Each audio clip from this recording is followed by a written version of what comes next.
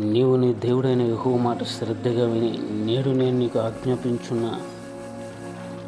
ఆయన ఆజ్ఞలన్నిటిని అనుసరించి నడుచుకుని ఎడల నీ దేవుడైన యెహోవా భూమి మీదనున్న సమస్త జనముల కంటే నేను హెచ్చించును. నీవు నీ దేవుడైన యెహోవా మాట విని ఎడల ఈ దీవెనలను నీ మీదకి వచ్చి నీకు ప్రాప్తించును. నీవు పట్టణంలో దీవింపబడదు, పొలములో దీవింపబడదు. నీ గర్భఫలము, నీ భూఫలము, నీ పశువుల మందులు, నీ దుక్కుటెద్దులు, నీ గొర్రె మేకల మందులు దీవింపబడును. నీ గంపయు పిండి పిసుకుని తొట్టియు దీవింపబడును. నీవు లోపలికి వచ్చినప్పుడు దీవింపబడదు, వెలుగులకు వెళ్ళినప్పుడు దీవింపబడదు.